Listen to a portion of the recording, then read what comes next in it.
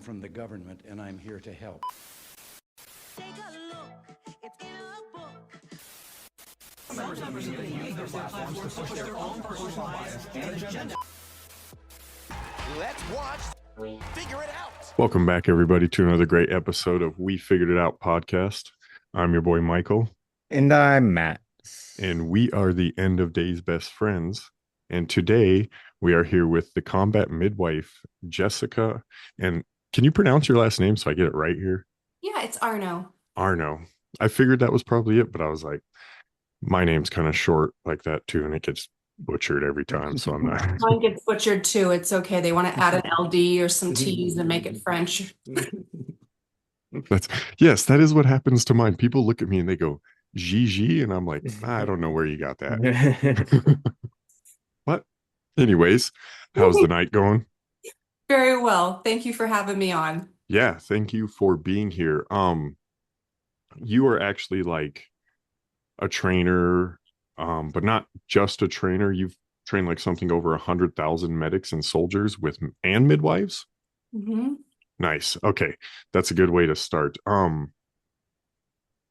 Midwives and soldiers are like kind of very opposite-ended things. Right. You wouldn't think of the two being Yes, like at all remotely, but I guess in it the does same make sense. nature, you know. So that's kind of what first drew me to when Drew sent me your information. I looked at this and I was like, these are two insanely opposite worlds, but I bet they're all the same. So that is what you're here for. And it's cool to hear about. I actually have 4 children, so I've seen 4 births. Okay. And I did use a midwife for one of them. So Awesome. what made you realize that birth and like kind of war zone, or you know, what's the not perfect setting area went together?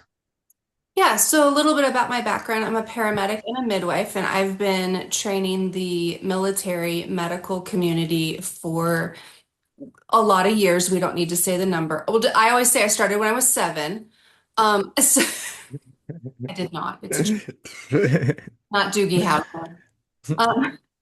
So I've been doing that for most of my career, and I have a really cool set of skills that the military needed, and they needed instructors when we went to war, when GWOT kind of kicked off. And when that happened, they kind of tapped into the civilian realm. And so I've spent a big portion of my career training the medical community in the military, whether that's the Army combat medics, the Army flight medics, the Air Force PJs, and other special warfare components. And while I teach their entire education platforms, my specialty is women and children's health. And when bad things happen in the world, whether it's a natural disaster, civil unrest, or a war, women and children are the most marginalized. If you want numbers, we can tap into that, but we are the most at-risk population. And so we need our military members to know how to take care of the civilian population, and it's not just always plugging holes. And while trauma is super duper sexy, and don't get me wrong, I love a tourniquet and hemostatic dressing too, but it is important to know how to take care of things that can go awry during those events, specifically in relationship to women and children. And anything that's happening in America in civilian medicine was already dabbled with and either perfected or identified in the military realm. And it kind of has this trickle down effect. And I've known for quite some time that both in EMS and hospital medicine, as well as military medicine, they just never want to talk about women and kids. It's just not sexy cool. To talk about things like a UTI, which can kill you. Sepsis is real. Yeah. Or things like people just don't automatically become unpregnant because there's a war or a famine or, I don't know, Gaza, right? Yeah. Syria. Things don't those problems don't just magically go away. Or we can talk about in our own country, Katrina, Right.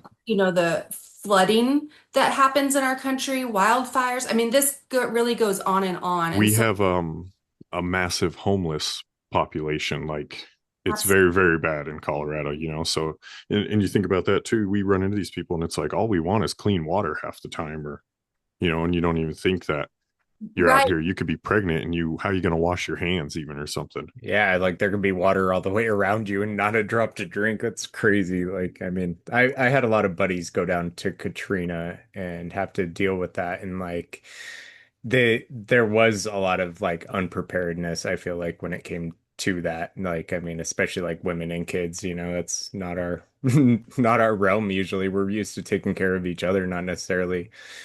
And all you hear about in relationship to it, like you said in Gaza, is safety almost. You don't hear about, like you said, a UTI or an infection or something. You hear, you know, these people were bombed and it's women and children that were there.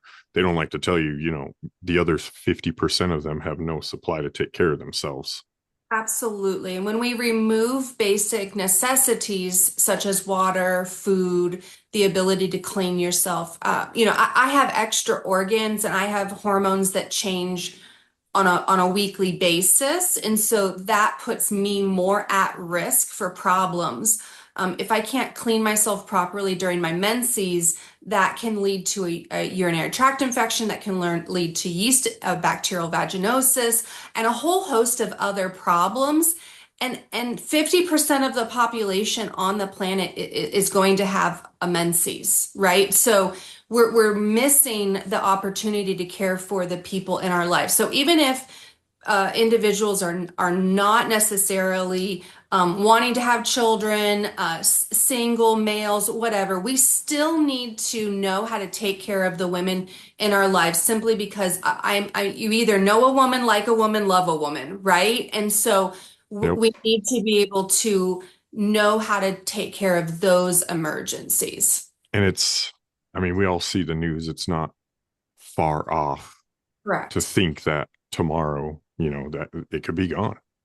And whether that be through Right. a store just not being there anymore, you know, it doesn't have to be war.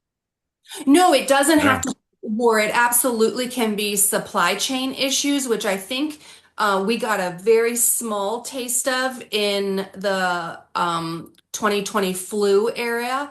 And then Hmm. we're getting another dose of it now where I'm noticing I go to the supermarket and there's less and less of the items that I typically buy on the shelf. And that has a lot to do with supply issues for a plethora of reasons. And we don't need to get into economics today, but I mean, it, we got time. I no. right, but that affects people's ability to care for themselves. And it can be simple things like if we don't have access to clean water and food that is healthy, we're now setting ourselves up for an ability to be a host for infections, and that just becomes more problematic. Yeah, absolutely. So you were talking, you've done, I'm not in the military. That's Matt's thing. So I Yeah. don't remember any of the numbers you said or like units, I guess they're called, or battalions. But what was your favorite place to go? Oh, where was my favorite place to visit to go teach? Yeah, to teach your specific like thing, you know. So most of medical education for the military is in San Antonio at Fort Sam Houston. So most of the time I'm there. There are a couple different areas and locations around the country that feed the special warfare pipeline. Those you really aren't in super fun, awesome places. So, and I'm a Texan and I love Texas, so I don't have a problem being in San Antonio. Yeah, that's I did go through Texas one time and it was huge. I thought I could drive from San Antonio to South Padre in like a couple hours, and they were like, "Oh no." Today. So yeah, that's how shows you how much I know. Um, It so is. yeah, you said you had realized that you were into what the military had needed, like you had a training. So you were into this before you thought combat went with it. before you thought, So I started EMS when I was in high school. So I became an EMT and a firefighter in high school. And then I just moved on from there and became a paramedic. And so I've had those super cool skills, and I've been able to do some really awesome stuff in civilian medicine that just gives me a bunch of really cool skills. And then you add on top of that, I became a midwife because that's my calling. That's what I really wanted to do when I was very young. I've always wanted to deliver babies. You can call my mom right now and ask her, and she'll be like, yeah, Jessica's been saying since she was 3 she's going to grow up and deliver babies. So yeah, that's always been my calling. It do you really, have children? no, I don't. Okay. Um, So, yeah, it's just always been my thing, and I've always had a calling to do that, and I just feel more passionate about it today than I even did in the very beginning, simply because I think that the family is under attack in our country specifically. It's obviously a big issue worldwide, but definitely in our country, the family unit is under attack. And so being able to support families and create good, loving environments where children are appropriately attached to their parents and start them off on the right foot is a really cool job. I I feel for that too, and I like that too. And we're biblical people. I'm not 100% on your faith, that'd be cool to talk about for sure. But I know, it specifically says in those times, like, woe to pregnant women, even. And it's like, well, if that's pointed out, it's probably observant for a reason, in my world. Right. I'm definitely a follower of Christ. I don't use the word Christian too often since that's kind of adulterated, and I'm not sure what that really means in modern world anymore. And the definition is liquid at best, and so Yeah. I like to make people understand that Christ is King and we follow him. Um, at least that's my belief. It So it avoids arguments easier that way. You say Christian, and then people are like, "Oh, what about this? What about that?" It's like, I'm just following Jesus. All right. I'm not religious. I just like Jesus, okay? Yeah. yeah, yeah. He's the boss, and I just do what he says. Cool. So that's Cool. that's my take on that. So yeah, so this is to me, I think it's just really important that we definitely follow the guidelines that he's put forth for us. And we don't know what this world is going to look like. And it's our job to be spiritually, physically, emotionally, psychologically prepared for whatever the world is going to throw at us. And I just bring a cool set of skills that I want to pass on to other people so they can be able to take care of their family. I think that's a really good point too, because your own good segue here is what I'll say too. You're almost bringing it into people out there, and you have your faith, and you feel so passionate about that, and you're teaching these people out in this almost area that they could be in, where they're in a war zone, or where they're in civil unrest or a natural disaster, and all How life did is you kind get of into that while we're kind of before yeah. we move on to like How do they get into in? into the military realm and helping them like learn Train. about train and be Yeah, Yes. that's better kind of prepared. what I'm asking. Like, you what was it? Like, in an area where there's not much life, people still need to bring life to it. And I think that's cool, right? It's kind of like one thing put together with that religious facet. And when Sure. were you like, oh, that's what I'm going to do? So I didn't seek the military out. They called me. Okay. See what happened, 2003, 2004 was it was just an on fire couple of months. They were sending soldiers, airmen, Marines, etc., all over to the Middle East faster than we could fulfill that training. And so what happened is they passed the education off to a handful of civilians. I got a random phone call one day. Do I know how they got a hold of me? No, I don't know. It's the government. I try not to ask weird Yeah. questions. Okay, but I got a phone call one day that said, "Hey, we're looking for instructors for the combat midwife, or the combat medic program." And I said, "I don't, sure, cool."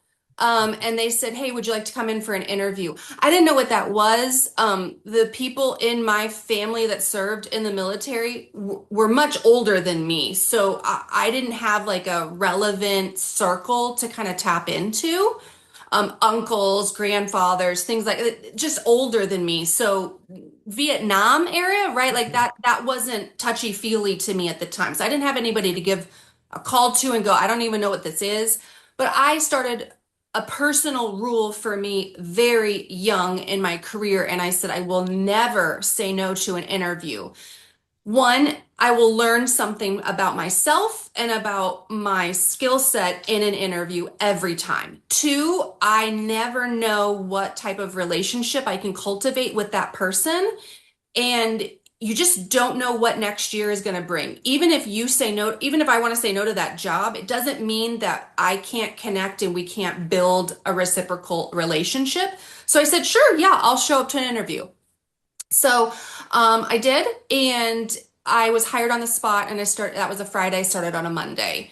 I had no idea what I was getting into with the military side. I was very proficient in my medical skills, and I had no problem teaching the medical component, but I was pulling off and Matt, maybe you'll remember these, but the green bounded paper books that were the field manuals, right? I was pulling those off the shelves in the classrooms and taking them home on the weekend and reading them and teaching myself everything I could get to understand about the military. I'm a homeschooled kid, so that doesn't affect me or weird me out or freak me out on like trying to learn something new. So I just grabbed those and taught myself everything I could learn about the military so I could take the medical information and apply it to them in real world time. So we were training them in a few weeks, and they were going straight from AIT, so entry level training, and I was signing their paperwork and shipping them off to the Middle East. How how intensive was the training? Like 3 hours, 8 hours? Oh no, no. Dude, like to be medics, it's like almost a year better of school. Oh, okay. Yeah. Yeah, it's 16 weeks. It's 8 weeks of EMT training with a 0 week, which is all of kind of CPR introduction, some AMP, blah, blah, blah. And then they do another 8 weeks on the whiskey side, and I taught on both platforms. And that's where they're getting the more care under fire skills, and learning things like suturing, chest tubes, blood products, and a bunch of other fun. I'm just giving you a list of things you'd know. And yeah, they're doing that. And so in 16 weeks, I'm taking a 18-year-old kid, I'm throwing a backpack on him, and I'm putting him on a C-130 and shipping him overseas. It was a little stressful. I have another buddy too, and he's already gone through all that stuff a couple times, and he's like, I think I'm going to Egypt. And I was like, oh, that's a lot of sand over there. But then again, yeah, that's dirty. Okay, I'm gonna be a little weird here for a second. The glaring thing about all this, you get into one of those areas or something of this nature, and it's like women are the only one with like an actual wound that doesn't ever close, I feel like, with their area, their private parts. And so it's like, are you always thinking about, yeah, I know it's weird. She's smiling at me right now. I'm Are just you listening. Go ahead. We'll piece it together. It's all good. right? Is that the premise of like the training? Is that what brought all of that to life about a woman's hygiene? Is like there's always an area there that can be infected. Are you asking why I created the class I'm teaching to civilians today? Yes. You So have the like 3 of them listed on your LinkedIn or something. So Yes. the reason I'm teaching the combat midwife workshop today, which is exactly what am currently teaching and what I've taught the military, because I still work with them every day. So what I teach those guys, I have pulled out the care under fire and some military gunk, and I've made it very civilian friendly, and I'm teaching to everybody for multiple reasons. One, the world is weird, and I have no idea I don't know about you, but I wake up every day going, okay, God, what are we doing today? Yeah. Yeah. Yeah, there's Famine. nothing that can like surprise you almost at this point. I It's mean, just I'm you, like, I don't flinch anymore, and I'm Some surprised days it's I'm not like, surprised, again. right? Like, so what happened is I just started posting a lot of what I was doing with all of my military guys on the internet, right? Social Okay. media really became popular, and I've had so many people go, I want to sit, can I sit in the back of your class? Can I audit this? How can I learn what they're learning? And I was like, I'm so sorry, Jenny. No, you cannot sit in the back of a special operations classroom. That's like a lot of federal laws I'd be breaking. And so I just created the Combat Midwife Workshop, and I travel all over the country delivering this education to families because one, they asked for it. Two, I don't know what the heck is going on in the world, and people are hungry for knowledge to learn how to take care of themselves, their families, and their neighbors, Okay. which is exactly what Christians should be doing. And three, it really is all because there are so many families that have said, I don't want anything to do with the medical system. They abuse my wife. They want to inject my kid. They want to, CPS is going after Christian families, after homeschool families, after alternative medicine families. They're taking kids away left and right. I want to keep my kid out of the system. How do I do that? Will you come take my class? Because I'm going to teach you exactly how to take care of yourself, your wife, your daughter, your kids, and you don't have to go to them. So that's really what is the conception part of why the Combat Midwife Workshop is built. And it's an 8-hour, all day, very hands-on. I bring amazing mannequins, and they're super fun, and you get to just learn how to do all of these skills and be able to take care of yourself. And in no way, shape, or form am I saying that this class is going to replace a physician all of the time. In no way, shape, or form am I saying that you take my 8-hour class and all of a sudden you're a midwife. That took me years to do, by the way, right? Yeah. So what I'm saying is I'm bestowing upon you a gift of skills that could potentially save yourself, save a life of a loved one, and help you remove yourself from the necessity of using the very corrupt medical industrial complex. You hit the points perfect. It made me feel like yeah. now after hearing the explanation, I should have just been like, so it's beyond women, not just women stuff. That was the easier way, I guess. I got whatever. Nobody said I was smart. I'm sure you're brilliant.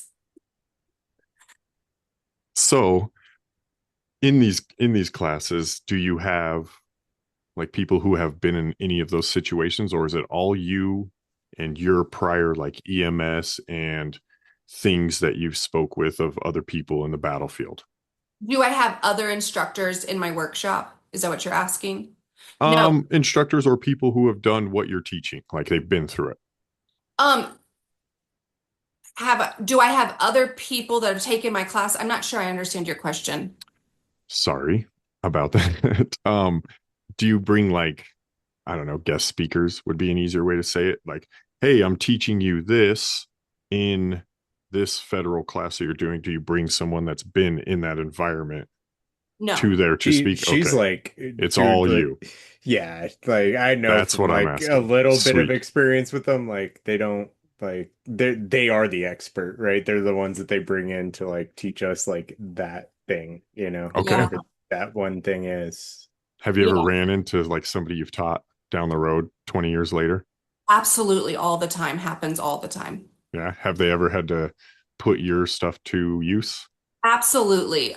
So I have had several satellite phone calls from previous students saying, I just delivered a baby of my interpreter's wife, and it actually saved the entire mission because now the town loves me, and I was able to get the information I needed. I've had former students call me or send me an email, or most of them all have my cell phone number. So it's usually they just call me directly. I don't know if that was the brightest idea, handing out myself, but anyway, they had To a it. bunch of soldiers. I don't know.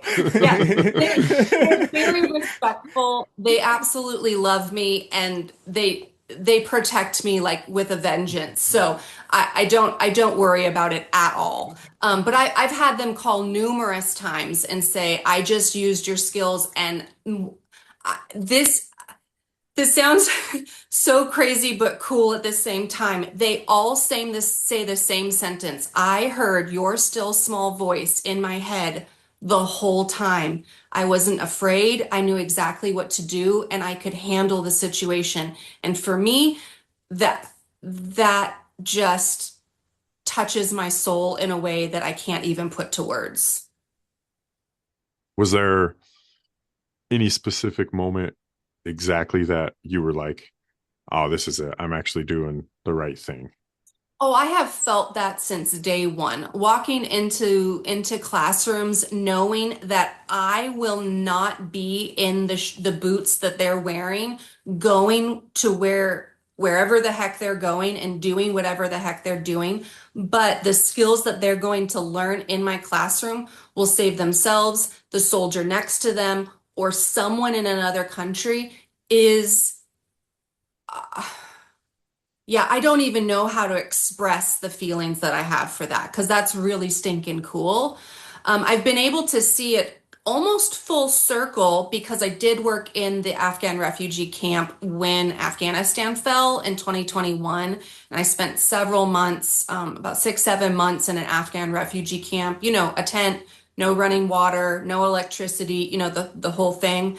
Um, Taking care of the refugees. And so it was a surreal moment on repeat in a good way to be able to see kind of what they were dealing with in a different, set of light. When you were explaining that right there, I thought of you in like MASH. You ever see that show? Yes, That's what of that made me course. think of, all the good doctors and the nurses and stuff. I'm like, that could Yeah, be this lady. we just lost the main nurse last night. She just passed away. Yeah, from MASH. Yeah. Which one? What was her name on the show? Well, they called her Hot Lips. You know which one that is? Margaret O'Houlihan? Yeah, there you See, go. I did see a bunch of MASH. That was like my, I mean, all it was right, the I've been longest way too running long. ever anything. So, I mean, Yeah, that TV show definitely shaped a generation for sure. It kept, you know, a very, very forgotten war alive and kind of kept the memory of those people alive.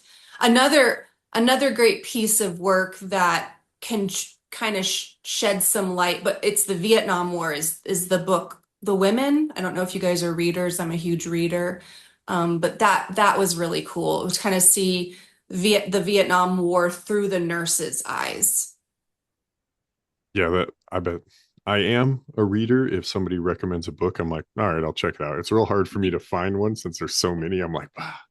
You should definitely read that one. I definitely struggled with that.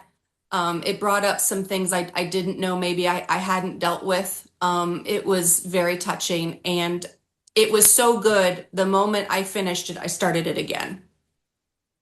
Oh wow. Yeah, I Well, immediately went to page one and just read it again. yeah, I definitely got to read it then. If somebody says that, it's like, well, Yeah, the author's Kristen Hanna. The book is called The Women. all right, cool.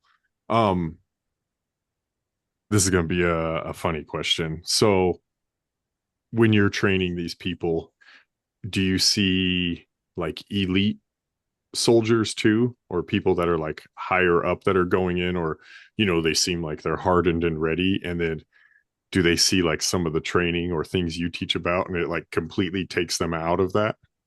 Do you ever see that, like the biggest guys be like, ah, oh.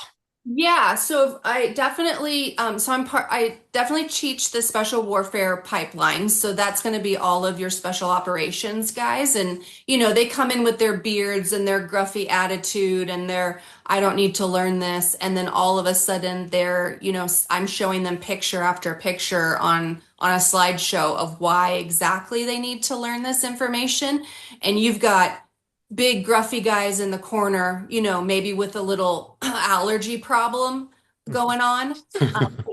They're dads, right? Or they Yeah. have a sister or a mom. And they go, oh God, yeah, I do actually need to learn this. There's plenty of images of me showing those guys doing their thing on Instagram or even on my website. Um, so yeah, they absolutely do. And I'm not picking on them. I've had that attitude before being a student where I'm like, "Ugh, I already know this. I don't need to learn." And then all of a sudden, when I put aside my ego, right? When I set that aside for a second and I go, look, I may be very proficient in X, but this person has a different experience than I do. And so even if I glean one item new to put in my, toolbox of information, then that was worth it, right? But I've had guys walk out of my classroom going, no one ever, ever has taught me this. I've never learned this before. And that's really because what I'm bringing to them is a completely different perspective, which is midwifery care, which is a holistic, bodily autonomy focused model of healthcare in contrast to what the medical industrial complex, which is you are sick, broken, and you need to be rescued. And I don't teach that way. Right. So I'm bestowing upon them gifts that can help them be independent, self-sufficient, and self-reliant, which is like what the basis of what being a human is. Right. You're not Um, going to have a whole hospital in a combat zone for sure. That's, yeah. No, yeah. you've got a rucksack, and half of that is your gear and your ammo and your peanut butter and jelly MREs, right? Mhm. So you've got to be able to use the things that you have. And I had a set of guys that were going on a mission, and they knew that they were going to be exposed to performing some humanitarian work. And it was after class, and they kind of stuck around, like, "Hey, Miss A, can we ask you some questions?" "Yeah, for sure, stay." And they were like, Do we even have stuff to deliver a baby in our bag?" And I was like, I mean, no, no, no." And so what we did is we had a few adult root beers and we dumped the aid bag out on the table and we kind of spread some stuff out. And I brought in my bag and I was like, "Hey, you guys can have this. Hey, you guys can have this." And so that pushed me really hard to create the Combat Midwife Emergency OB kit. And so I sell that now on my website, and it's exactly the setup that I gave the guys to use for that particular mission. And it was very successful. So people love it. What was like, while we're on this, the biggest misconception that you kept running into with everything that everybody knew, but about the woman's body, or the OB kit when they asked her, can I deliver? What was the common misconception that you kept running into to go to, hey, I need to do something? The misconception that is most common in both the civilian world and the military world is that birth is dangerous. It needs to be in a hospital. Doctors need to do the things that they do. And oh my God, everyone's going to die and the world is going to self-combust. So that Yeah. I just diminish that and I take that all the way. And the way I do that is I start at the very beginning and I go, this is a menstrual cycle. This is what it means. And it's the completion, right? Birth is the completion of that cycle. So when we understand how conception even takes place, and even before that, what does a cycle look like in a menstruating fertile woman? Birth is the completion of that circle. And so when I put those puzzle pieces together, I've got full grown men and women in class going, no one has ever told me this. Like I didn't know this was a thing. How did I go my whole life and no one has ever told me this? Well, that's because propaganda is real. And it was the late 1800s, early 1900s. Rockefeller took over the medical system. He wanted to sell his cool petroleum drugs, and he eradicated midwifery in that process. So you can do a really fast internet search. You can put midwife, propaganda poster, or you can put midwife and wanted poster, and you will see actual wanted posters of midwives during that time frame. I have to say Get so, out of here. because I'm worried they're going to start taking it off the internet. So I really need to make that a to-do list item for me, because they would put, you know, Period. this is a Irish midwife and she's dirty and she carries diseases and she's illiterate. Don't go to her. Go to the hospital. Have your baby in the hospital. So from the beginning of time, if you obviously read the Bible, so you know that, you know, the midwives are mentioned multiple times in the Bible. Sapphira and Pura, right, were mentioned in the Bible. They were the first rebellious midwives ever recorded. And they said, "No, I'm not going to drown the babies in the river because I can't. I can't do it because the women birth their babies so fast." Right? And so that's kind of the theory, or the really the truth is that men that were doctors wanted to make money off the other 50% of the population. And they said, hey, the best way to do that is to get these women into our medical boxes known as hospitals. And we can only do that by creating distrust amongst the woman population. Birth is a woman thing. It needs to be cared for by women. It needs to be overseen by women. The only man in that room should be a father. Everybody else needs to get the heck out of Dodge. It is women caring for women. The word midwife is Old English. We don't speak like that anymore, so the word seems weird in modern times. But when you break down the etymology of the word, it means a woman caring for another woman during their childbearing years. And so there was a huge push in the late 60s, early 70s of, this is stupid. Let's take our bodies back. Men should not be telling us to lay flat on our back and cutting episiotomies through our rectum, sewing us up, ripping our babies out. Like, we don't need that.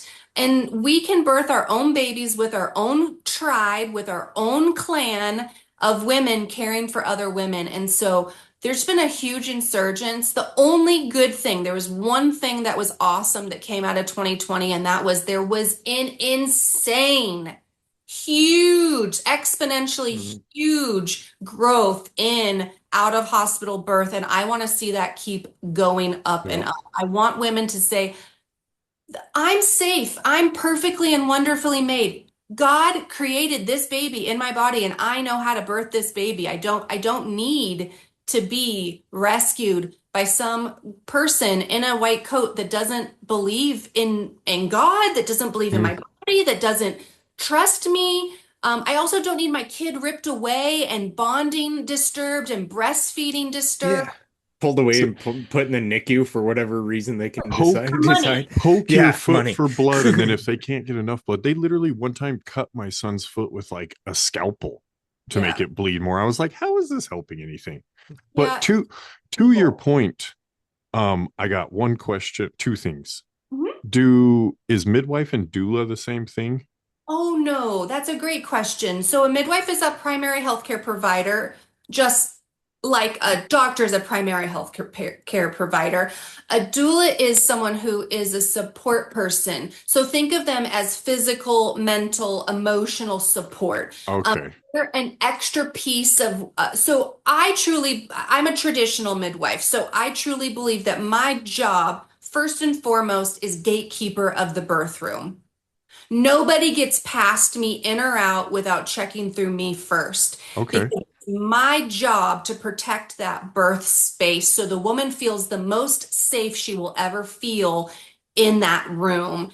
That's my job. And a doula helps me do that on a physical, emotional, mental way of helping think about different positions, etc. A really good midwife and a really good doula is going to provide safe space, physical, mental, emotional, spiritual for the couple together. It's not my baby. I don't do the work.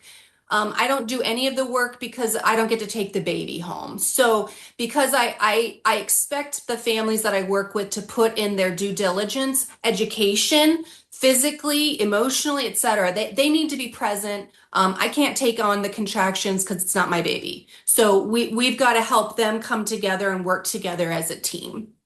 when I used a midwife for my first child, and they wouldn't let a doctor in or anything. The lady was like, nope, we're not taking the guy doctor. But then they still, after they were done, they were like, all right, we're out, here's the hospital.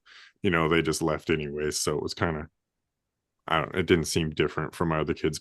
But to your point, I had two children during the COVID time, Mhm.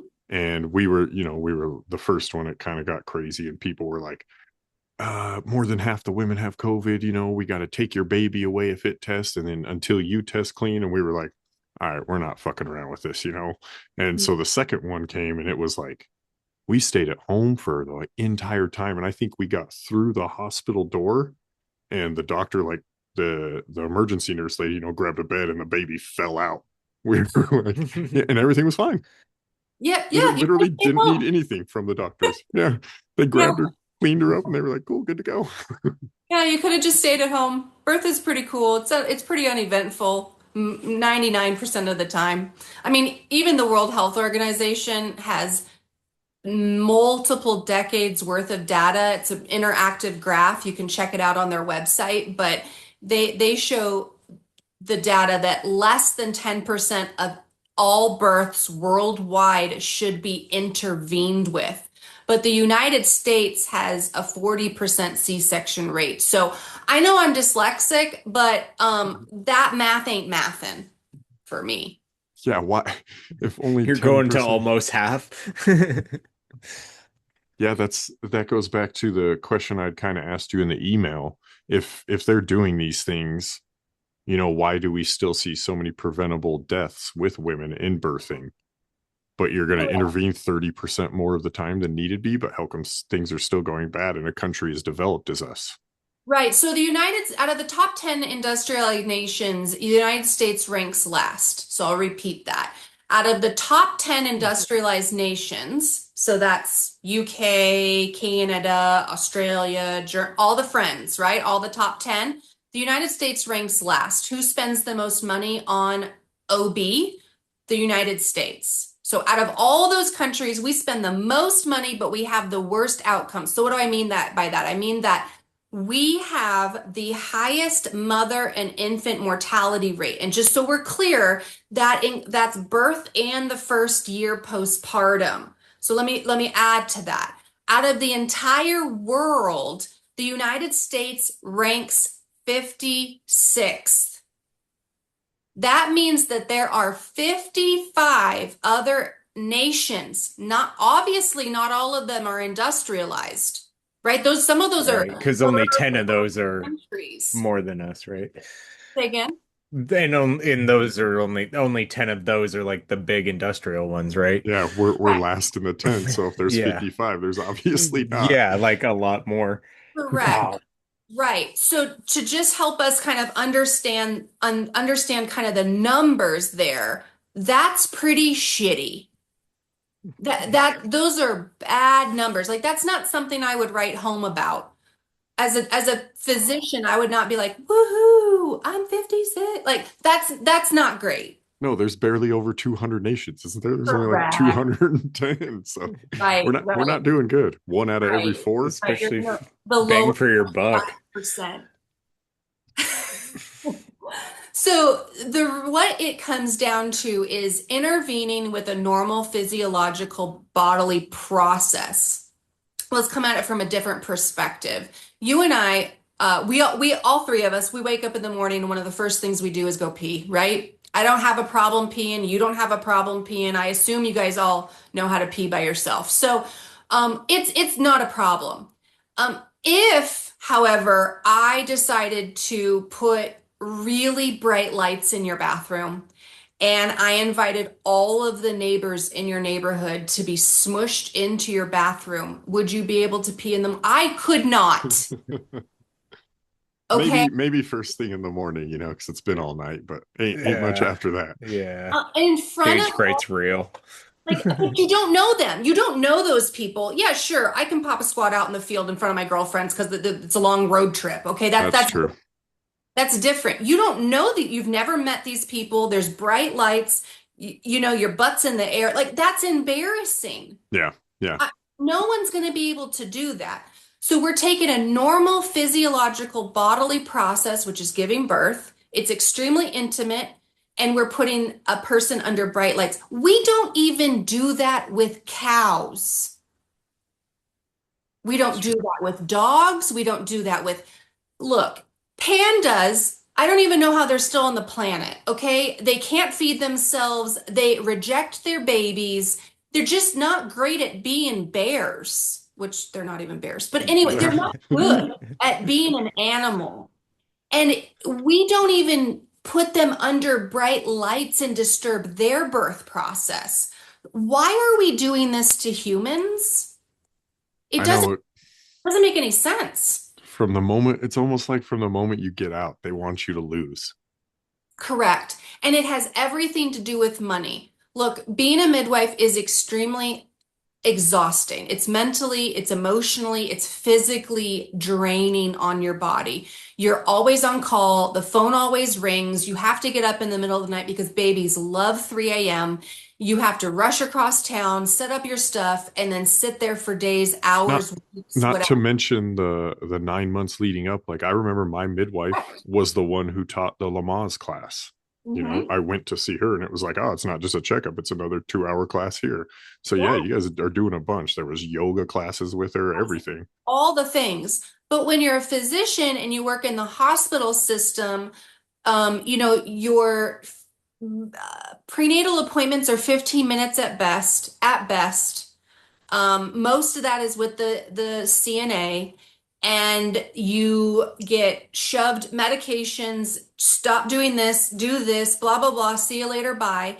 And then when you get to the hospital, you're on a time crunch. If you haven't done X by X time, we're going to do Y, right? Like it's just how it works, and that doesn't make any sense. Like I just have to go to the bathroom when I have to go to the bathroom. I don't schedule it, I don't time it out.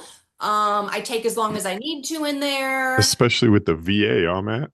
It's like you better take her classes now, dude. You're screwed. Be Yeah, waiting so forever. right, waiting for yeah, you are waiting forever. But yes, it's not conducive to great outcomes, and time equals money and money equals time. So what do you want to sell more of? 50, $75,000 C-sections that you can do from open to close in 30 minutes? Or do you want to spend days, weeks, months, and nearly a year? Because really my care for someone is a year, right? It's 9 months of pregnancy and then the 3 months postpartum. And so that's a full year of care plus the hours and weeks of labor. It's not, when you break it down, I think I did it once and I make less than $1 an hour, right? Yeah, it But ain't no doctor money that they're making in the 15 minutes. right, but but when you do a cesarean, you can stack those, right? You start doing them at 5 a.m., you're done by noon, they're every 30 minutes, you're doing 75K a pop. What do you want to sell more of? And all those kids are going to the NICU. Right, for Yeah. sure. God, that's crazy. Hmm. Does you That really makes a lot of sense when you start to think about it, because if anybody's had, children out there or seen all that, you're like, what are we doing here? Right. You're sitting there 90% of the time, and then they're like, we need to check your baby for this. And then nothing ever happens. The baby just magically bees a baby and you go home. It's almost like God knew what he was doing or something. Yeah. Like, how do third world countries even exist? If Yeah, that's without the case, like, yeah, I if they mean, don't have like, how are they doctors. how is Afghanistan sustaining a population? you know? Right, right. I mean, they have other issues when it comes to mortality, but most of that is going to be cleanliness issues, and the other part is ancestral issues, right? There's a lot of inbreeding that goes on, and those tend to cause incompatibility with life problems. Hence why we should not be doing, don't marry your cousin. It's not recommended. So that becomes a problem. Don't reproduce with your daughter, right? Like that's also a problem. So, Don't shower in the river that they're pooping Dude. in. right. And so those are the issues that we tend to see when we look at the numbers. So again, I know the World Health Organization really shit the bed in 2020 and for a lot of other, years before that. But really, they have great data and numbers that you can really look and understand when it comes to birth out and pregnancy outcomes. The data is really great and it's super detailed, and we're talking decades back.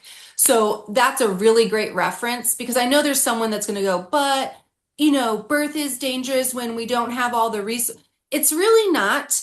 Yes, there are times that I'm very super duper happy that it's 2025 and we have the resources that we have. And it's really one particular event, and that is, if there's been some sort of trauma that's going on with mom, right? If mom is pregnant, she's in a car accident, there's internal bleeding, I am super happy that a cesarean section exists so we can save mom and baby by evicting baby early and fixing the bleeding problem in both. But most of the time, you really don't need what they're selling. What about like the baby and then hemorrhaging after birth? Yeah, super easy to fix. That's why I created my kit, is because inside that kit has the herbal remedies to fix any risk or any problems with postpartum hemorrhage. I carry Pitocin, but I throw it away more times than not because it expires because I never use it. And I used my herbal remedies, and it's again almost like God knew what he was doing because he gave us plants that help us heal our bodies and take care of ourselves. Yeah. And this is knowledge that women specifically, because they are the healers, women have had for a millennia, and they've been slowly tearing this away from us. So we don't know how to take care of ourselves. And I'm working on that really hard. It was so funny. I had some volunteer plants this year in my garden. And before I pulled them, I went, I'm going to see if I can identify these. And I was like, what the heck? It's a very important herb. So I harvested that and turned it into a tincture. And I was like, thanks, God. That's a really nice blessing. I'll take that. That was a freebie. And so it's again, these are just really great things that we've had forever available to us.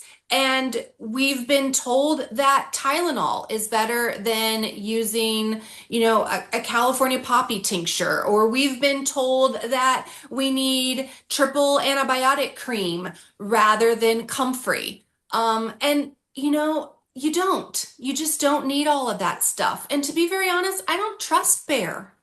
I don't trust Procter and Gamble.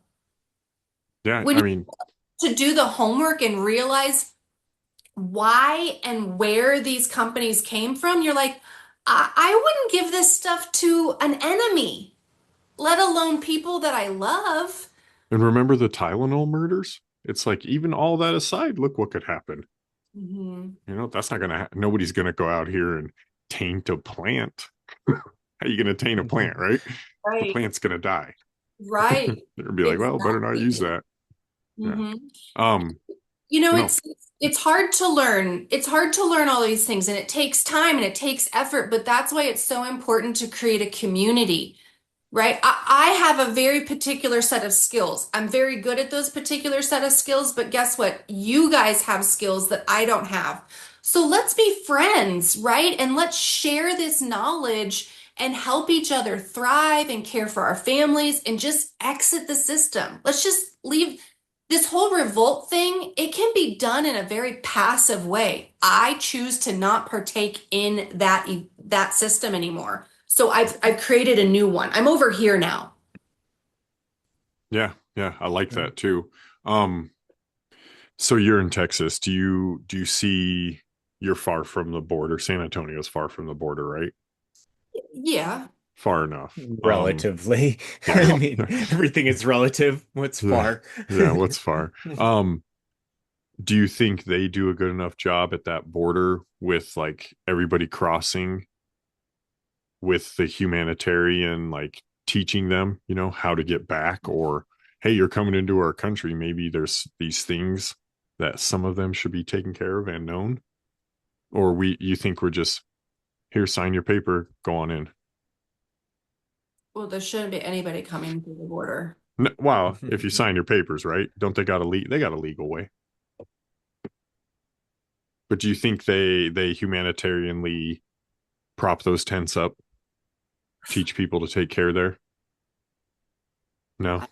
I've worked in a refugee camp before. It's really just shoot them up with a bunch of stuff and ship them out. You think that good? That was kind of leading to the next thing. Do you think there would be similarities here to a third world country at a refugee camp? Like, it's not that far off? So I've not been there. So I don't want to sound like, a donkey, but Yeah. saying things that I haven't personally experienced. So I've not worked at the border. However, I have friends that have and are presently there, and it's a shit show. And that's their words, not again, not mine. I have not personally worked there. Um, so I try not to speak to things that I don't have any knowledge about, because that's just how you look real ignorant. I Real, feel like that would be your type of position and skills would be important down there. A cesspool of a lot of dirtiness is where uh, I'm getting at. yes, for sure. I would love the U.S. Border Patrol to give me a jingle tomorrow so we can set them up on a rotating schedule of getting their guys and gals through my class because while I do believe that nobody should be coming through the border illegally, what I also believe in is that I I do believe that we should be taking care of our brothers and sisters, right? We should be caring for our neighbors. We should be taking care of the widows and the orphans. So, because trafficking is such a big problem, and sexual assault, rape, um, Right? It's gonna happen there, it's whether we want it to or not. correct. And so, yes, you got a connection. Let me know. I would love for someone No. at U.S. Border Patrol to give me a really great call tomorrow. Not because it would be amazing for my business, but simply because it is our calling to care for those in need. And I would love to be able to care for those in need. I love Hmm. working in the Afghan refugee camp and I actually miss it. And please let me make a caveat to that. I do not want anyone to ever experience being in a refugee camp. It's horrific. Okay. What I'm saying is I missed giving to people who were truly in need and who Hmm. were truly hurting. The abuse, the neglect, the assault that the women in that population go Oh, through. it's horrible. And That's the stuff of nightmares. Like, I mean, yeah, young teenage girls just, I mean, it's yeah, sickening. it was a living there was a component of it being a living nightmare every day I went on shift, but I was able to, these women had never been hugged before, and I hugged every patient. Every patient got a hug, every one of them. Every one of them I held their hand. Every one of them I sat with them on their level. Made sure I was very careful about never standing while they were sitting because they live that life every Yeah. day. They are looked down on. They are to always be lower than someone in authority. And so I made sure I was either at eye level or lower than them always because I was showing them respect for the first time in their entire life. They needed to be in control of their human meat suit for the first time ever. And they needed to know that they were safe, that I was going to look out for them, that I wasn't going to hurt or harm them, and that they had the final say on everything that happened to them in my presence. I can't control what other things happen outside Yeah. of that, but when they were with me, they were safe. And I needed them to feel that way. So I truly miss that work. It was very rewarding. It was super fulfilling. It was an hour and a half bus ride in every day, and it was an hour and a half bus ride out of camp every day. And I prayed the whole time, and it was really the same few words over and over again. Please just use my hands and feet. Just tell me what to do. Find solutions. Point me in the right direction. And it was just a choppy, goofy prayer, but it was really just, God, tell me what to do. Because I don't know what I'm getting into. Is super scary. Wasn't the safest place to be in. But I I think was, that's the best prayer you're supposed to say, right? yeah, Just, you tell me, right? I don't know. yeah, for That's sure. exactly it. It wasn't super eloquent or, wasn't a beautiful psalm by any means, but it was really just, please use my hands and feet for the betterment of you. And I know for certain that I changed people's lives there. And we all did, right? I had a really great crew. My interpreters were amazing. I miss them daily. My nurse was amazing. We talk all the time still. And it was just a really special time to be able to give to people who were so needy. They needed to be loved, and we Yeah. were able to love on them. Yeah, I feel like that's seriously one of the most important parts. And like in the things I see and, of like children and all that, just looking, it's like, oh, dude, these kids just need like a skateboard to sit on while you give them something to play with real quick, Yeah. So I do feel that too. And that's why I kind of asked about the border thing with it, because I feel like they're both kind of similar in how easily they could just spiral out and become Yes. like a danger for everything around it too, even if a person doesn't get out. I have like I work in hospitals for electrical work sometimes, and we have like infection training, and it's like that shit can be airborne, instantly. And if you don't have the right antibodies, it's Mhm. like, oh, that person and that person. So, that, I guess that was a question. Oh Like, man. how really safe is it down there? Is like Marcos leaving Border Patrol and going home and bringing home another drug, or a disease or something? TB was rampant down in the refugee camp. Um, I mean, I wasn't wearing a mask for the 2020 flu, but I definitely was wearing a mask a lot in the camp simply because there were way serious airborne ill. Like, I don't want to contract TB, right? No. Like, Yeah. that's not something I want to do next week on a Wednesday. I'm busy. Yeah. Oh, Um, that's terrible. yeah, and there were other diseases that I just didn't know about. And maybe you'll pick up the pieces I'm about to lay down here, but I had a patient that had some really weird signs and symptoms, and I kept trying to figure it out, and I didn't know what the heck was going on, and it's complicating, and so I reached out to some military friends in infectious disease, and they said, hey, you probably need to screen for X, Y, and Z. And boy, were they right, because I did my homework and found out, yeah, it's an animal disease that gets transmitted to humans. I'll let you fill in the blanks with your adult imagination. So, you got these gentlemen that are giving their pregnant wives animal-borne illnesses. Again, I'm sure you're picking up what I'm laying down. Oh, And yeah. that complicates things with an unborn child, right? In the womb.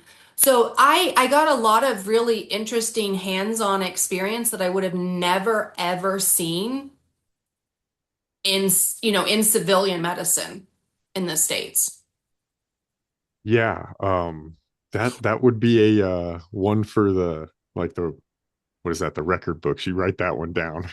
Remember where you're at when that happened. So, because those tests were super expensive to run, I had to get clearance from the, chief medical officer. And I would come around the corner, and every time he saw me, he'd be like, "What do you want now? Like, what catastrophic thing have you found now, woman?" And one day he walked up to me and he goes, "Hey, so I'm just tired of hearing about what you're finding. Just give me a stack of papers and I'll sign them. Just do what you need to. You're doing great work. Just go do. I don't want to talk to you anymore." He meant I it think with that's when you're doing your job good. Yeah. yeah, all the love in in his heart. But he was like, "Just go do your job. I'm sick and tired of seeing your face." Because I'd be like, "So, sir, I need to present a patient to you." He was like, Uh, "I'm tired of it. Just go away." we I've done that to my boss a few times. I'm like, hey, and he's like, what now? What Sorry, the man, everything's been going wrong. I don't know. heck? Yeah. All right. So we were talking about like holistic stuff and the corruption and all that, and I kind of want to get into a little bit more of those things. So like if you right now, let's say you were in a Walmart, or you could access any store you wanted, and you were avoiding all of that, what would be your like top 3 medical bag that you'd grab? Like what you put in it? Um, I'd go straight to the produce aisle and get garlic, ginger, onions, and then I would grab things like witch hazel, um, in a couple different forms. I'd probably grab some of those pads, but I'd probably also grab just a bottle of liquid.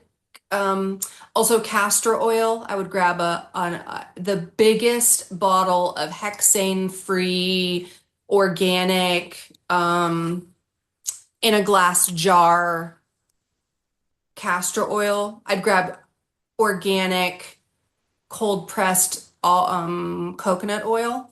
Don't they tell you not to mess with too much castor oil? Is that a lie? That's a pile of shit. So yeah, don't ingest a whole bunch of it or you will poop your brains out. But topically, it's amazing. I mean, I'm Is it allowed. meant for topic? Yeah, Topical? so castor oil is the most penetrating oil. So it is a beautiful carrier oil if I make like a poultice or if I want something to go through the skin, the tissue, this fascia, all the stuff. So, in example, let's pretend I had a child with a fever.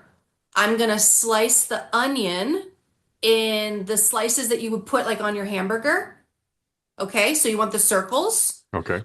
And I would coat the kid's foot with castor oil, put the circle onion, like the whole slice, right? I'd put it on the kid's foot and I'd cover him up with the biggest, thickest, warmest wool socks I could find.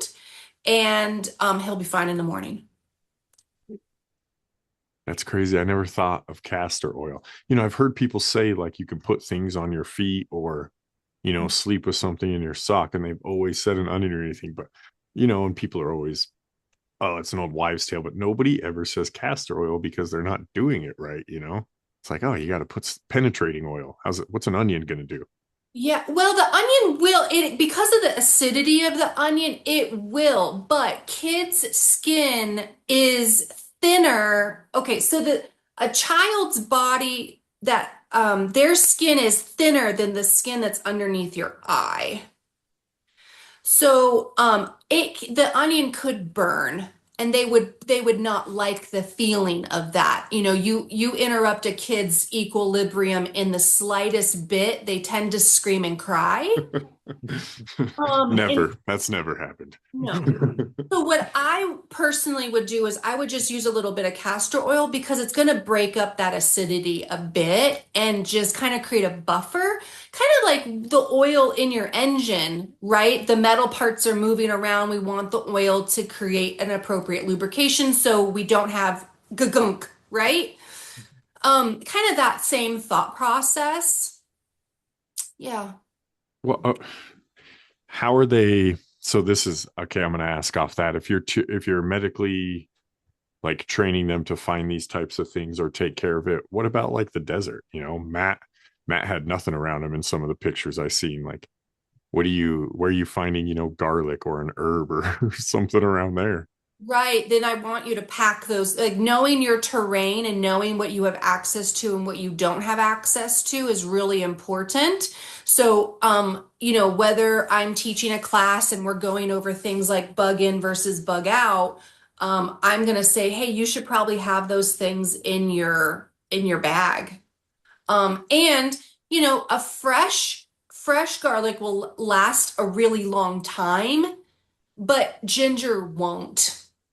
It's a bit of a baby. What's the Um, ginger do?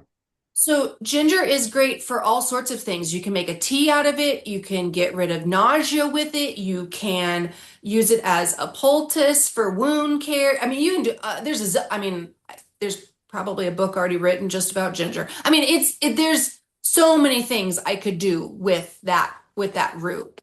Um, They went to war over ginger, didn't they? Like the We've Chinese? gone to war over every spice, dude.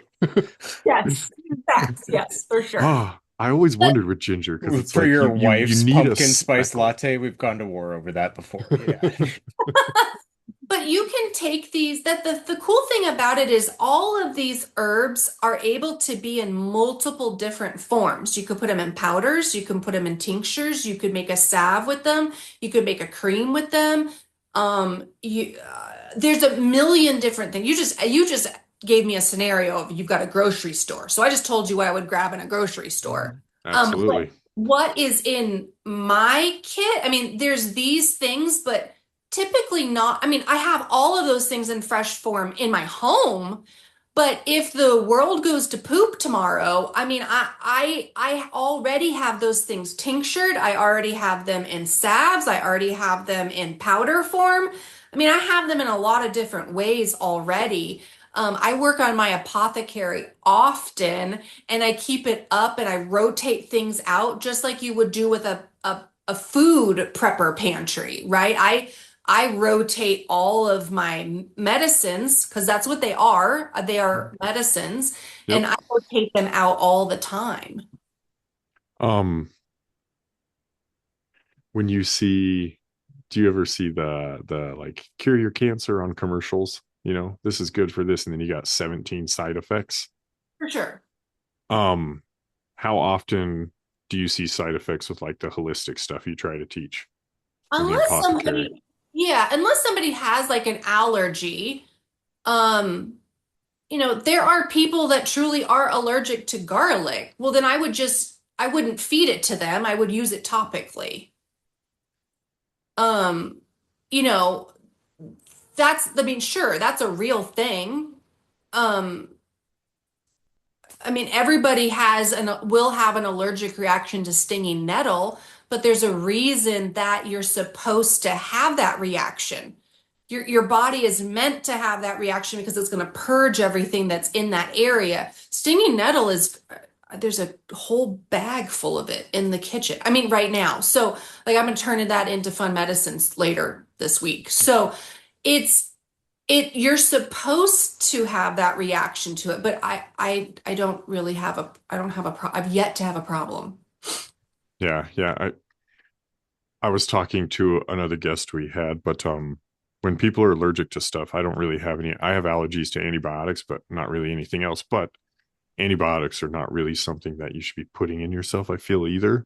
So Correct. I'm like, maybe that's why I'm allergic. But when I feel people are allergic to things, I'm always like, I think you're allergic to what you've been giving yourself and it's reacting to now like the hay out there. That's why you say you have hay fever or pollen's messing you up because you've taken all this processed cheeseburger in your life that has something that now reacts to pollen. For sure. So I have pretty crappy seasonal allergies, like, where I'm just snotting like I look like a 2-year-old, right? Like it's water's falling. Mhm. But I'm the only kid in my family that got 100% of their vaccines. Like they always practice on the first pancake. You know what I mean? Um, so Yes. so I'm the kid that got all of those things, and there's a direct link to increase in autoimmune response secondary to taking that hogwash. So that makes sense, right? Like the damage is done, there's nothing I can do about it. But guess what? I'm not taking Zyrtec. I'm not taking Allegra, Yeah. right? I'm drinking my nettle tea. I am taking all of my fun tinctures. I'm upping my vitamin C, and I'm fine.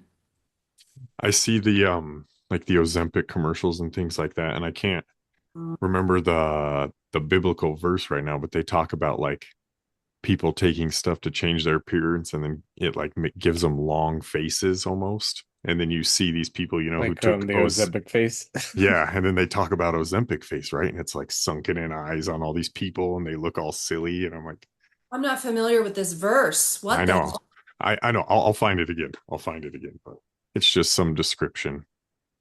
I know. That stuff is just liquid poison. It's horrific. People just say it makes them sick. It's just awful. Of course, I you're gonna talked get to skinny if Yeah. you're always sick. Yeah, they're like, dude, no, I was just sick for like the first 3 weeks. All I could do was throw up when I looked at food. And I'm like, what? I mean, that should have been a red flag, but we're not dealing with really smart people these days. Common sense is not that common. I feel like I'm surrounded by NPCs.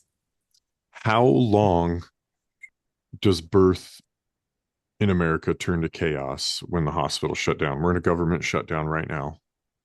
Yeah, As a midwife opinion, right? Yeah, no one would notice. Sure. I still got to go to work. Mhm.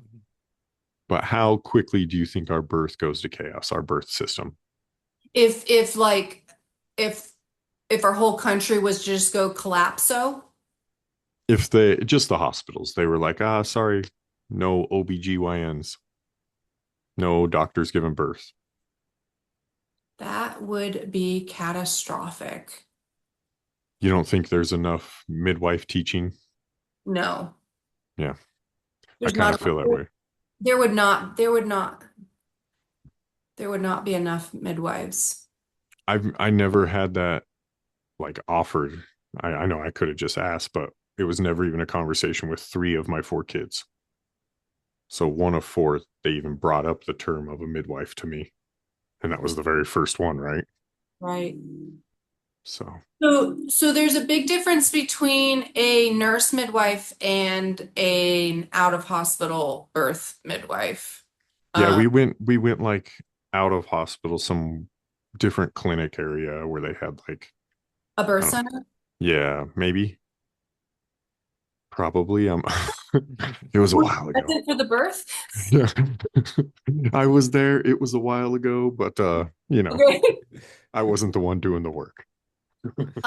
Okay. So, all right. Yeah. So there's just a big difference between a nurse midwife who works in a hospital and a midwife who doesn't. So a nurse midwife has to answer to the doctor and they have to follow the hospital protocols. So to me, my personal opinion is that there isn't a difference between having an OB-GYN and having a nurse midwife and all. It's the same protocols, it's the same, everything's the same. There isn't a difference. An out of hospital midwife is completely different. Most of them are going to be non-nursing. So there's 2 pathways to become a midwife in the United States. There's either the nursing pathway or the CPM route, the non-nurse midwife. And that's what I am. I choose not to participate in the medical system. I don't want them to tell me what I can and cannot do for my patient. I don't want this. I don't want them to say, hey, she's had 2 C-sections, so she can't do a VBAC. Pound Yeah, sand, dude. I'm not, don't tell me that. there's no care. Yeah. Right. I don't want someone telling me that I can't deliver a breech baby. If you know how to back a trailer, you can deliver a breech baby. Okay, it's really not that hard. I'd struggle with that then, I guess. Come to my class, you'll be fine. I got you squared away. Don't tell any dads listening to this. Yeah. So what I mean by that is if once you understand the differences in parking the vehicle with and without a trailer, you'll understand the concept. That's kind of my analogy. I teach dudes all day, you know what I mean? I gotta use guy lingo. No, that was perfect, It's, Um, it's really not that hard. what's one thing also that I asked the biggest misconception? What's the biggest like thing that people do wrong in a survival setting with childbirth?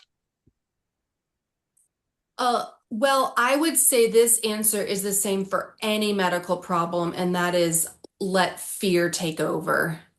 So when you don't feel confident in your skills, and this is in relationship to literally anything in life, there's a really great quote from the called the Midwife show, which is a real autobiography of Jenny Lee, which is a real midwife in Southeast London, post World War II.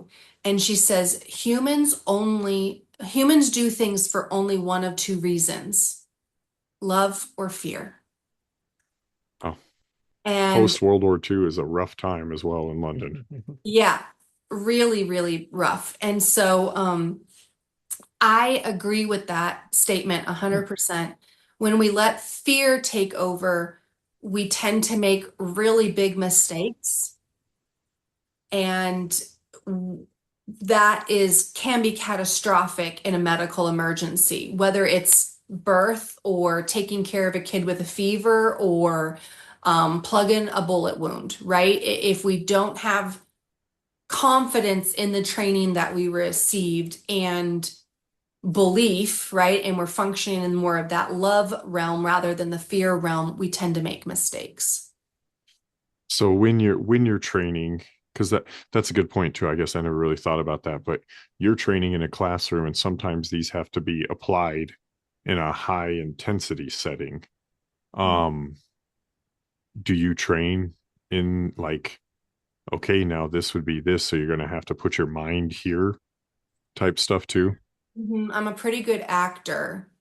And so I usually am the patient the first couple of times after once we transition into the hands-on portion of the course. And so, yeah, I'll act out things that have really taken place. Either you know, read about them or physically experienced them as a midwife, right? Or my guys have experienced them and they're giving me, an after action report of a situation. And so I'll add different components to that for sure. But I tend to spend a bit more time on the muscle memory. Because for me, I think that once we get really comfortable doing A, then B, then C, and we've got that really honed in on our brain, you can really toss a human just about anything and they're going to default to that process. And here's why. It's been proven repeatedly. So EMS training is built off of that. We don't do a ton of real world scenarios in that high fidelity realm in civilian EMS. We're starting to trickle it in. I would say we've started to trickle it in the last 10 years, but historically we haven't. And the reason why is because as high fidelity as you want to get, I can't really create what's going to happen in those scenarios. But what I can do is I can get somebody to perfect clearing the room with their brain.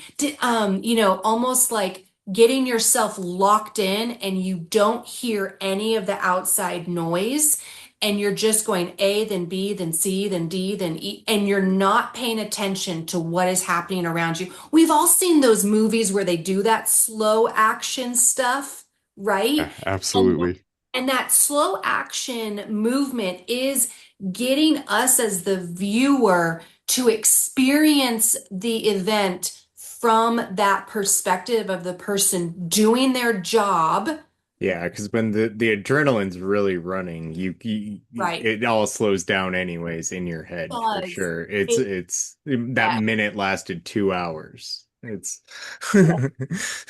Yes. And so if you can get humans to really focus on all of those steps and be able to um rattle them off dead asleep or under the influence of not eating, not being able to go to the bath, all those things that complicate being a human, it really doesn't matter what you throw at them, they're gonna perform, which is essentially what the military has been doing for years with things like shooting courses, right? Or different maneuvers, land nav. We've been pulling humans out of the comfort world and training that way because it does tax your senses, and then you're just able to perform really I can drop you anywhere.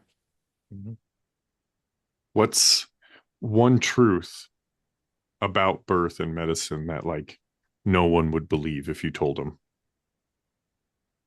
Well, I feel like nobody believes this, but there are plenty of people that do. And that is what I've just really been honing on this whole time. And that is human bodies are meant to do human body things. And birth is one of those very natural processes. And it just doesn't need to be micromanaged. And I know I've already said that a couple times today, Yep. but there are so many people that do not believe that's true at all. I'm so terrified of like if I were to ever, I hope I don't have another kid. I'm tired and done, right? But if something like that ever happened, and then there was a survival situation, or just even if I was broken down, say in the desert on the side during a road trip driving, and she's pregnant and the baby comes out, I would be so worried about what to do with like the umbilical cord. Everybody freaks out about that. I'm like, is it okay to just hack? You just cut that thing? Well, personally, as a midwife, and this is exactly what I teach in my classes to all of my students, is just leave the cord attached to the placenta, let the placenta be born, and then just wrap it up in a Chuck's pad or a t-shirt or whatever and leave it attached, because at any given time, depending on what textbook you read, a fourth, a third of the blood volume of the baby is in the placenta at any given time. I want all of that blood to go back to the baby. So I'm not going to do this to you, Michael, but if I was to take a fourth of your blood volume away from you, in 6 months when you feel better, you would punch me in the face. And Holy rightly cow. so. Okay, I would deserve that. It would be fair of you to do that to me. So I teach everyone to just leave the placenta attached to the umbilical cord, and I truly don't cut it for an hour or two. And by that time, the placenta is so opaque, you can really almost see through it. The blood is just all going to go back to the baby, which is lovely. We want it back in the baby. What happens in the hospital, and even with some not so awesome midwives, is they clamp and cut the cord right away, or they'll do delayed cord clamping. And I'm doing air quotes for our visual people here, but it's because they've been trained that way, and they didn't understand fetal cardiology because it was, really kind of discovered back in the 60s and 70s, and we just have bad information that's kind of stuck around for several decades, and that is they think the placenta is going to steal all the blood away from the baby if we keep it attached. It doesn't. I've delivered a lot of kids are on this planet, and I caught them. And we just don't do that. It needs to go back to them. When they clamp and cut it early, what winds up happening is that I can almost time it. It's about 50 to 90 minutes.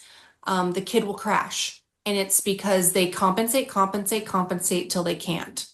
And they don't have enough adorable red blood cells to carry the hemoglobin that carries the oxygen to all the vital organs in the entire body, and they just give out. And then And then all the other tests are Right. Then we created the necessity for the IC, for the NICU. And now we've got a kid that isn't close to its mom. And then mom's vital signs are tanking and baby's vital signs are tanking and everybody's not doing well. And now we got to do sugar water and oh, that let's do formula. And it's just this trickle down effect of interventions. And had you just left mom alone in her bathtub at home with some candles and some great music going, we wouldn't have had any of this crap. We all Yes. would have been just fine. And then I would have put, pat on mom, baby on boob, tossed her in her bed, tucked her in, fed her a steak, and locked the door behind me. What's the best song you've been in the room for during it? Has anybody turned on a song like you're saying? So everybody listens to music, but I will tell you right now, the coolest birth when it comes to what was going on in the background, not the coolest overall birth, but I had a mom who watched all of the Lord of the Rings extended version while she sat in her birth pool and rocked out a baby. So I'm just going to say that was pretty damn cool. Yeah, that's awesome. That's That's pretty awesome. The one that came out The real twinkling lights quick. were going, the candles were going, the lights were dimmed. We got the big screen TV behind the birth pool, and Yeah. dad were just chilling, and we caught up. It was great. The one that we were like, we're not going to the hospital until it's ready. And I remember that was probably the best one because she just stayed in her recliner and we watched. It was close to Christmas time, so there was like festive stuff on the TV. Yeah, yeah, cozy Yeah, it things. was all nice outside. We were like, sweet. And it was hilarious too because we got to when we got to the hospital, I remember the doctor shoot. My wife was like, no, I need something for my pain. And the doctor looked down and he kind of lowered his glasses and he went, no, I don't think so. And you looked over there and there was a head coming out. It was like, oh, we're done here in about 30 seconds. Yeah, game's over. Yeah, exactly. So I guess you're saying that I don't know what would be the answer to that. The truth that everybody believes. The Or truth. that they wouldn't believe, I guess. Is you're just saying that the Yeah, midwife gets it. that That a human. steak's okay. Yeah, everything's okay. The human women are meant to have babies. That You, isn't the purpose of me as a human, right? I have value outside of producing life. yes. I am capable and I am physically good at doing X, right? Building a baby, carrying a baby, expelling it from my body, tossing it on my breast, feeding a baby for years at a time. I can do all of those things because I'm perfectly and wonderfully made. And I think people forget that and they have bought into the lie that women are broken, they're incapable, and they need to be rescued. And that is the lie right there. Are the ice chips a lie too? That you can only eat ice chips? Yeah, that's absolute crap. That I feel like that aids to like the uncomfortableness of them every time. So They're people, expelling all this energy and you can't give them any energy back. yeah, people who run marathons are eating and drinking the whole time they're running a marathon. And going through labor has been someone very smart has done the research and found out that going through labor is like running 10, I don't know. It was a very large number of marathons back to back. Okay. Like someone did the math and figured out the energy expelled was greater than blank. Okay. That's not stuff that's stamped to memory, but you get the We point to yeah, me. we probably couldn't say a number high enough. Right. Exactly. And Yeah. so even they are eating and drinking during the marathon. The reason, the lie behind why you can't eat and drink during labor is because they already are, the moment you walk in the door, they are already prepping you for a cesarean. Now, pause, time out on that one. Women come in through the ER all the time because they've been in a car accident or whatever, and they had a burger before they got in that car. So are you telling me you didn't do a C-section on them because they had a burger before they came in? It is 2025. I know how to intubate a patient without them puking. So it's just bull honky. Is that what they're worried about, puking? 1000%. Yes. Hmm.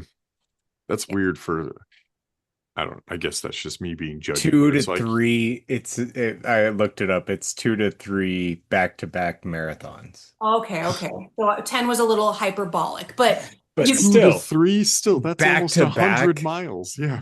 That's 26, 26, 26. yeah, absolutely. Yeah. So what is that like? That's 80 something. Yeah, that's a junk load of. 98, There you go. 78, Yeah. 88. There we go. See, third time's a charm. 5,000 calories burned. That's in Jeez. Yeah, that's more than like a bodybuilder eats in a day. for Oh sure. yeah, yeah. What's like what 2,600 is on the high end that we're supposed to have. So Right. My mamas get frustrated with me because every time they have a contraction, I'm like, drink, eat. And they're like, I don't want any more bone broth. I don't want any more peanut butter. I'm done. And I'm like, no, it's too bad. We're in labor. You have to eat. You have to eat and drink, eat and drink, eat and drink. It's just what you have to do in order to keep up the energy because it is hard work. It's called labor. It means hard work. That's what that word means.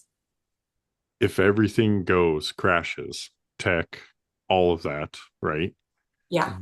How do we keep the species alive? Get a bunch more of you? Just Yeah, kidding. we, Yeah, we just need clone you. We need more of me. And the reason I created the combat midwife workshop is because there needs to be more of me. Everybody was asking me to fly around the country and deliver their babies. Everybody wanted me to be, I am only one person. And here's the thing. There's the army's hard on me. I've carried overweight people for 20 years. Like my body's tired, and I enjoy sleeping at night now without my phone on. It's really, really nice.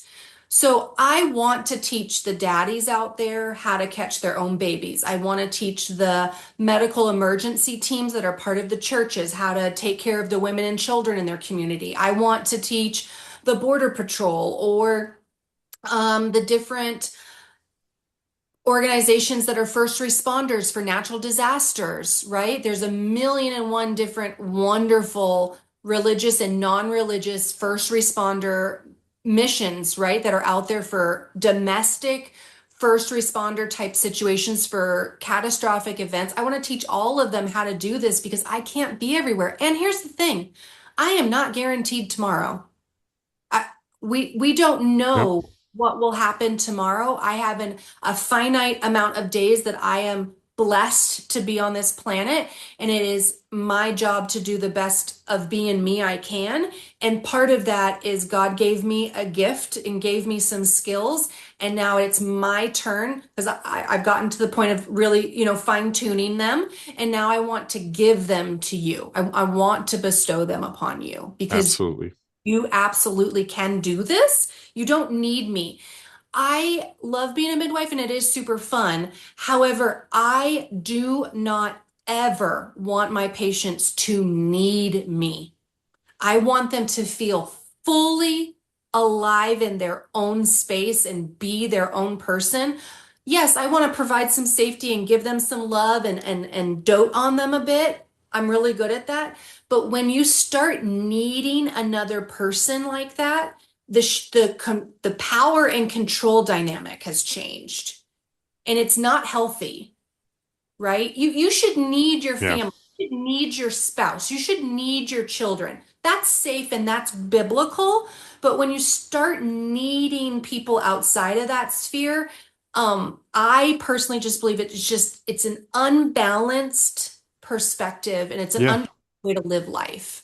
Yeah. Give a man a fish, he'll eat for a day. Teach him to fish, he'll eat for life. Right, right. And I want people to fish. I want people to have this knowledge and I want to remove the stigmatism behind it and the fear behind it. I feel like you could be on a TED talk. Like you could be a TED talk. Just take this whole thing and be like survival through life, you know? Thank you. That's very kind. I really would It's love on that. my bucket list, Yeah. among a few other things. But yes, I one day. Nice. Good. Well, I think you're headed there. I really Thank do. you. It was awesome to have you on. Um, what's one thing you want everybody to know? Well, first, I want everybody to know Jesus. I think that would be the first and most important thing. Amen. I would like everybody to, I'm not going to meet everybody on this planet here while I'm here, but I would like to hang out with you in a pretty cool place in heaven. So, I would like everybody to know Jesus. And the next thing is that I want you to have confidence in yourself. And I personally struggle with that from time to time. It's a rough world out there, and it's set up to kind of beat you down and make you Hmm. second guess and question yourself. And I hope that when people come in contact with me, they feel better about themselves because I saw the cool part in them, because I was able to say, wow, you're really special and you bring this to the table. That's amazing. Hmm. Um, and so I just hope that people feel that light when they hang out with me. Yeah, to have to and you put yourself out there a lot. Yeah. So, I mean, like you to do that, to go out to meet those people, you are going to get, negative feedback or ignorant comments or whatever here and there, so it does really take somebody like that to, eat that and love the next person, and want to teach them to care about themselves. So, I mean, that was a cool answer too. We haven't had anybody say no Jesus yet. So, Oh, yeah. It is hard, and it's difficult to even learn how to know him. That's a daily thing that you're learning every day, right? I feel like I fail at it some days. I feel like I'm not so great at it, or I could be better, or whatever. But um, I think that's part of the journey. I think that's part of what you're supposed to be figuring out so you can be the best version of yourself. And Jesus is and was the light, right? And so I hope that he passed the torch to us with the Holy Spirit. And I hope that we're just passing the torch with all the people we encounter each day. I agree. I absolutely agree. I think I do that to myself a lot too. I'm like, I should have been praying right now or something. And it's like, well, you did that already, so calm down a little bit. And then it's like, well, do it right now too. Then if you feel that way. Yeah. So I that's the mean, freedom of it. it is the freedom and recognizing the importance of the little things, whether it's the, Lyft driver that takes you home and makes you get home safe, or the, um, you know, the the cool, The amusement park ride. Yeah. yeah, the crazy things that your kids do during the day that just bring joy to your life. Like just relishing in the little things is really going to change someone's perspective. Last question. Do you think the hospital system will ever see birth? Because holistic people such as yourself or midwives, or all these grandmas and, like old timey, like native women or Yes. indigenous things like that. They All see those that. lives. Yes. See, that's cool. Actually, that's pretty cool. um, they always speak of the miracle and things like that. And I feel like hospitals, it's a battle, birth is a battle to them. Do you think that we'll ever see that change? No. Just strictly because money won't change, or So it's a multifaceted answer, and I'll make it short and sweet. But the reason we won't ever see that change is one, because the love of money, right, is the root of all evil. Not money is the love of money is the root of all evil. So there's that portion, but there's the other portion. We are in a spiritual warfare. We are not fighting against flesh and blood, right? But of principalities. yep, And the family is ground zero. yeah, our own principalities. Right. So Satan wants the family to be fractured. And that happens prior to birth, but birth is a big portion of that. Um, and When we rip babies away from mommy, we're severing the love bond connection. So we're starting a brand new human off in a love deficit. When Yeah. we make birth traumatizing to a father, we're creating parents who don't want to have very many children because it's traumatizing, right? When we're telling women to nurse their babies, but society is saying boobs are for sex, we're severing the family. These feed babies. I'm glad that you can use them for pleasure too, but their purpose is to feed children, is to bring forth life, is to continue humanity, is to nurture someone else by giving of yourself. A lot of what birth is symbolic to what Christ did for us, right? A woman sacrifices her entire being. I put my entire self on the line for someone else. You have to, every day as a woman, you have to die physically to yourself to keep your children alive. Yeah. Like Christ did that for us on the cross. Hmm. And I am not in no way, shape, or form comparing it's a symbol, it's symbolism. Yeah, absolutely. The love of it. Right. And so I'm giving my figure away. I'm changing the shape of my body. I'm changing my hormone composition. My organs are shifting. Um, I have to choose to feed the child before I feed myself. Like there's a lot of what Christ did for us being reflected in what we do as parents for children. That's a really good point. So That it is. it will there is no way to have a normal physiological birth in a hospital. It's not, those are polar opposites of each other. It can't Hmm. happen. Super needles inject them right away. They put the gunk on their eyes. It's like you won't even let them look out of their eyes right away if they tried to open them. Hmm. I know. I see.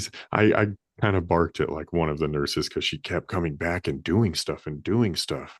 She's like, "We need this answer. We need that answer," and they weren't getting any answers. But they were just like, hurting my child. And I was like, "Okay, we're done."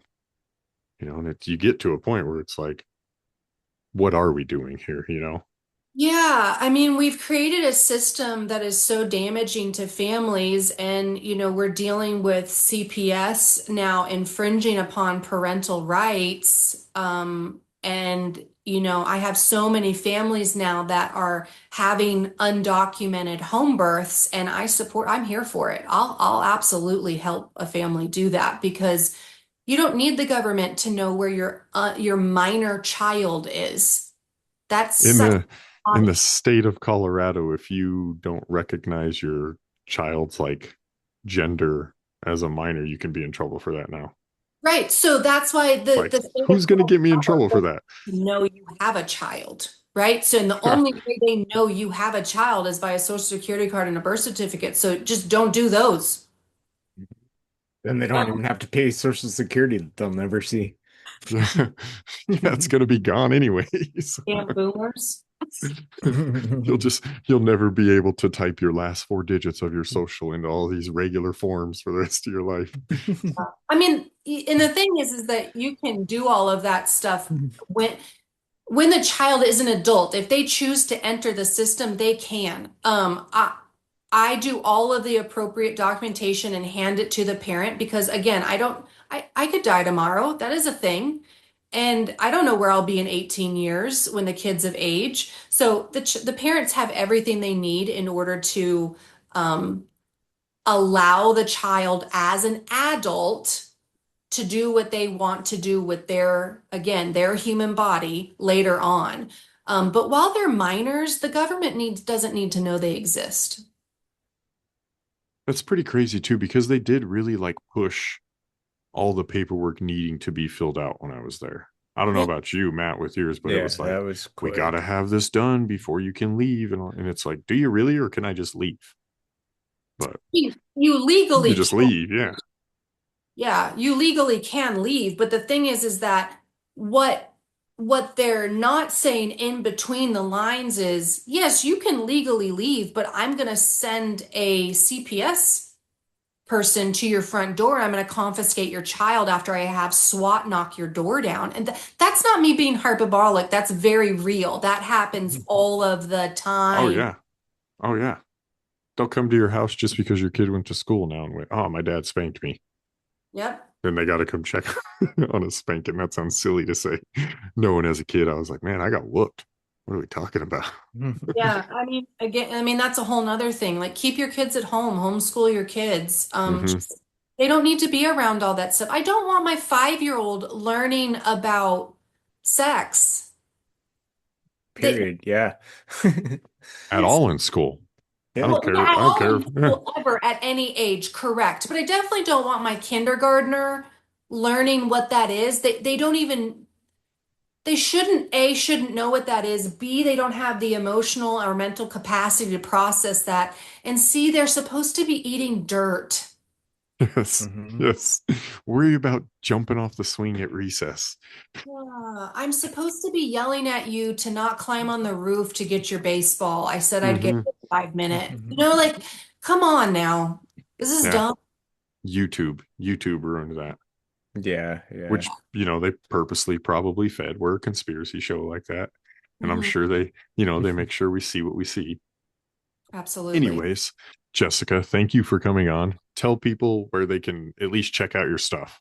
Yeah, combatmidwife.com. All of my socials are under the exact same thing. And come hang out with me. I have tons of free stuff on my website. So, under my publications page, I have an open source book. I have articles I've written. I've have all the podcasts I've ever been on. So there's tons of free stuff of getting some really basic, awesome knowledge. And then all of my materials. So all of my classes will 2026 classes will launch in November. It's October currently, and so they'll launch in November for Black Friday. It's the lowest the classes will ever, Black Friday is our lowest class rate they will ever be for the rest of the year. And so if you're on my newsletter, you get first access to buying the tickets before I release them to the general public. So it's best to be on my newsletter. My newsletter is Midwife Monday. We do it every Monday, and it's very short, sweet, to the point. Think about adding this prep, think about getting this thing. And so head on over to my website because it's a plethora of knowledge. And you sell like a bug out OBGYN bag. I I've seen do. on there. Yes. Yes. So Yep, that's my Combat Midwife Emergency OB kit. It's a really cool bug out. It's the one we talked about earlier that I created for the guys. yeah, I'm definitely gonna pick one of those up, throw it in my stuff just in case. Okay. I got Awesome. I got daughters too. So thank you Yeah. very much. That was awesome. Really, Awesome. I'm gonna be like the other people, it was eye-opening. I didn't realize a lot of that stuff. You don't put the connections together, I guess, on a lot of it. So we appreciate you having it or coming on. Thank you. Matt, you want to say anything? No, that was very interesting, and you are a hero. Did you did you have any training like that, Matt?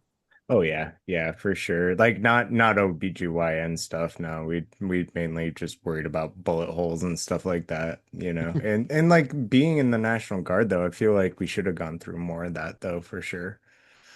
So, Especially yeah. civil unrest type. Cool. Yeah, Well, yeah. it was awesome, Jessica. We are the end of days best friends. I'm Michael, And I'm Matt. and that was Jessica Arno, the combat midwife. And we'll catch you all on the next one.